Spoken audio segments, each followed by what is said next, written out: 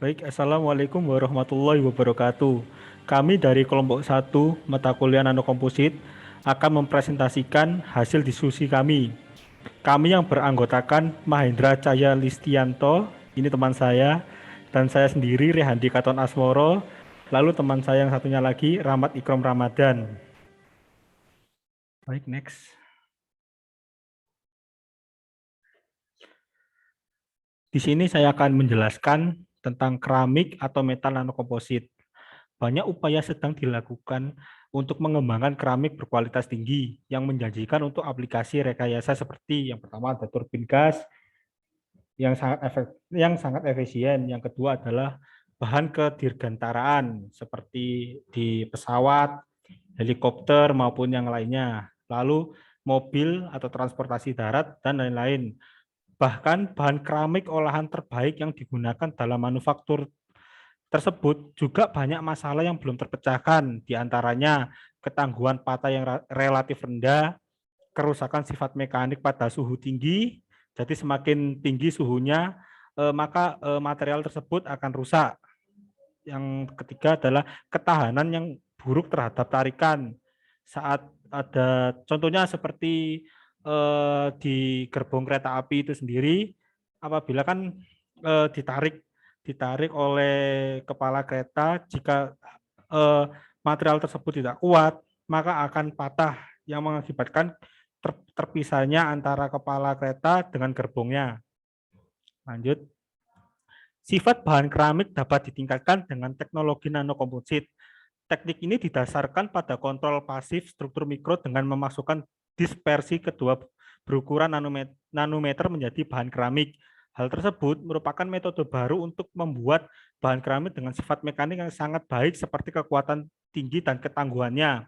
Bahan-bahan ini dapat diproduksi dengan memasukkan sejumlah kecil aditif ke dalam matriks keramik. Aditif memisahkan pada batas butir dengan konsentrasi gradien atau mengendap sebagai molekul partikel berukuran klaster di dalam butir atau batas butir tersebut. Teknologi nanokomposit sendiri juga berlaku untuk keramik fungsional seperti yang pertama ada ferroelektrik, kedua piezoelektrik, ketiga varistor, dan yang terakhir bahan penghantar ion. Menggabungkan kecil jumlah nanopartikel keramik atau logam menjadi BaTiO3, ZNO, atau ZrO2 kubik dapat secara signifikan meningkatkan kekuatan mekanik, kekerasan, dan juga ketangguhan yang sangat penting dalam menciptakan perangkat listrik yang sangat handal akan beroperasi dalam kondisi lingkungan yang parah. Berikut yang terakhir dari saya adalah pemrosesan adalah kunci untuk fabrikasi nanokomposit dengan sifat yang optimal. Lalu di sini kami akan menjelaskan beberapa contoh proses yang umum digunakan untuk membuat nanokomposit yang akan dibahas oleh teman saya, yaitu Mahendra Jaya. Untuk Mahendra waktu dan tempat dipersilahkan. Terima kasih. Nah, selanjutnya adalah nanokomposit by mechanical alloying. Yaitu adalah paduan mekanis yang awalnya diciptakan untuk membentuk partikel kecil seperti oksida, karbida, dan lain-lain. Contohnya itu dengan dispersi yang bertujuan untuk memperkuat paduan logam. Dalam proses ini mechanical alloying salah satunya adalah proses ball milling yang berenergi tinggi. Itu adalah paduan yang terjadi sebagai akibat pengulangan putus dan bergabung dari komponen partikel. Dalam prosesnya ini dapat mencapai struktur yang metastable. Apa itu? Itu adalah kondisi suatu zat yang tidak stabil yang dengan mudah berubah ke kondisi yang lebih stabil atau ke kondisi yang kurang stabil. Oke, next. Selanjutnya adalah proses ini digunakan untuk mempersiapkan nanokomposit oksida logam magnetik melalui reaksi perpindahan yang diinduksi secara mekanis antara oksida logam dan oksida logam yang lebih reaktif. Pada reaksi perpindahan antara oksida logam dan logam yang lebih reaktif, dapat diinduksi oleh proses ball milling. Reaksi dapat berlangsung secara bertahap dan menghasilkan bubuk nanokomposit. Ball milling sendiri adalah penggilingan, juga dapat memulai reaksi pembakaran yang merambat sendiri, tergantung parameternya. Parameternya ada 3, antara lain adalah termodinamika dari struktur tersebut, struktur mikro dari campuran reaksinya, dan cara struktur mikro berkembang dalam proses penggilingan. Oke, next.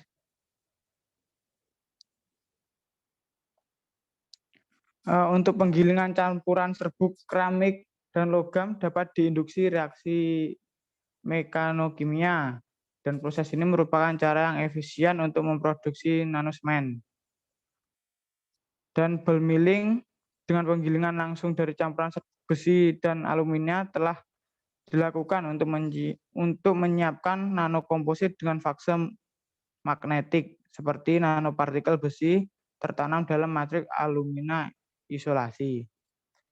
Untuk sifat magnetik dari sistem ini, misalnya magnetisasi, saturasi, dan koersivitas dapat disesuaikan dengan mengubah komposisi fase, ukuran partikel, dan tegangan internal yang terkalkulasi selama penggilingan. Sistem partikel magnetik yang lebih kecil yang tertanam dalam matriks nanomagnetik dapat dibuat dengan ball milling yang berenergi tinggi. Itu adalah contoh gambar dari mesin dan pemrosesan dari ball milling tersebut. Oke, next.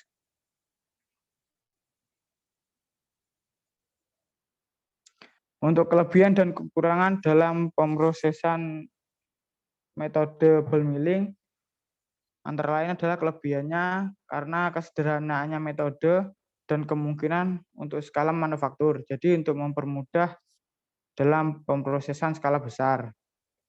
Proses ini merupakan cara yang efisien untuk memproduksi nanosemen.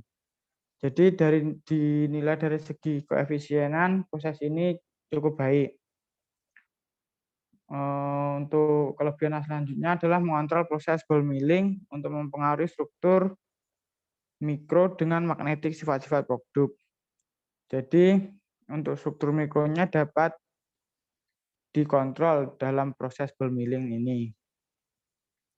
Untuk kekurangannya, kemurnian dan homogenitas struktur yang dihasilkan tetap menjadi tantangan. Jadi masih menjadi suatu tantangan tertentu untuk kemurnian dan homogenitas dari struktur yang dibuat. Selanjutnya dapat memicu reaksi kimia yang disebabkan oleh transfer energi mekanik yang dapat mempengaruhi sifat dari produk. Selanjutnya dapat menyebabkan perubahan kimia dalam sistem nanometalurgi termasuk silikat, mineral, ferit, keramik, dan senyawa organik. Oke, next. Selanjutnya adalah contoh penerapan dari pemrosesan ball milling. Yang salah satunya adalah reduksi oksida logam dengan aluminium selama ball milling reaktif dapat menghasilkan nanokomposit Al2O3 dan logam paduan, antara lain Fe, Ni, krom, terutama sistem paduan biner. Dan keramik tersebut dengan logam ulet termasuk ion akan menghasilkan bahan dengan sifat mekanik yang unggul. Contoh penerapan selanjutnya adalah nanokomposit dari partikel Fe3O4 yang terdispersi dengan Cu dibuat dengan cara ball milling dan dicampurkan ball milling campuran Fe3O4 dengan bubuk Cu secara langsung, serta dengan meningkatkan reaksi yang diinduksi penggilingan bola antara CuO dan besi logam. Itu adalah dari saya dengan metode yang saya jelaskan dengan metode paduan ball milling. Selanjutnya akan dijelaskan oleh rekan saya yang bernama Ikrom. Silakan, waktu dan tempat dipersilakan. Ya, terima kasih Mas Mahendra. Selanjutnya saya akan menjelaskan tentang nanokomposit dari sintesis sol gel. Nah, jadi pada sejak ribuan tahun yang sebelumnya, bahan non-logam anorganik seperti kaca atau keramik dibuat dari sumber bahan padat yang cara pembuatannya dengan suhu tinggi. Jadi banyak dari dulu tuh keramik dan kaca itu dibuatnya dengan cara dibakar. Nah, pembuatan produk ini dalam keadaan padat hanya mungkin jika komponen seperti ion berdifusi melalui butirannya itu berdifusi karena efek pembakaran. Untuk itu harus mengatasi kekuatan pengikatan yang relatif tinggi dalam kristal tersebut. Nah, oleh karena itu peningkatan suhu diperlukan. Next. Nah, sedangkan pada zaman modern seperti sekarang kita ini, banyak perangkat atau optik yang memerlukan bentuk atau ikatan tertentu untuk bagian keramik, tetapi tidak dapat mengatasi suhu pemrosesan yang tinggi seperti yang sebelumnya itu. Nah, selain itu, produk keramik juga tidak dapat tersedia dalam bentuk yang bubuk, misalnya seperti film oksida tipis, dan masih banyak lagi yang contohnya lainnya. Nah, jadi singkatnya kondisi reaksi solid state klasik itu seperti pembuatan keramik dan kaca tadi yang melalui berbahan padat oleh pembentukannya itu dari perlu dibakar suhu tinggi. Nah, kekurangannya itu yang pertama ada suhu tinggi dan waktu reaksi yang lama karena perlu perpindahan ion melalui padatan atau pembentukan lelehan. Yang kedua itu ada kondisi reaksi dan kualitas produk sangat bergantung pada kondisi persiapan bahan baku seperti penggilingan, pengepresan, dan pembentukan dan lain-lain. Yang ketiga itu ada morfologi spesifik. Dalam banyak kasus tidak tersedia menggunakan klasik seperti metode film tipis seperti yang sudah disebutkan sebelumnya dan porositas yang disesuaikan dan lain-lain. Yang keempat ada kombinasi dengan organik atau biomaterial tidak mungkin karena ekstrim kondisi reaksi. Nah, ekstrim kondisi reaksi ini karena dia bersuhu tinggi. Next.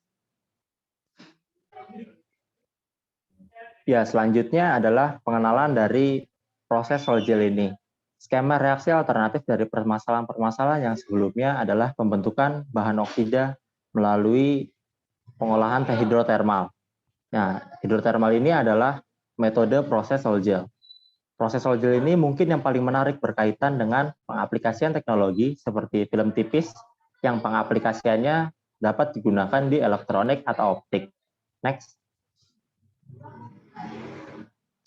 Nah, proses Sol-Gel ini dimulai dari prekursor molekuler dan pembentukan jaringan oksida terjadi pada suhu rendah berlawanan dengan reaksi solid state klasik yang sebelumnya itu memerlukan suhu yang tinggi. Pembentukan bahan biasanya dilakukan dalam pelarut.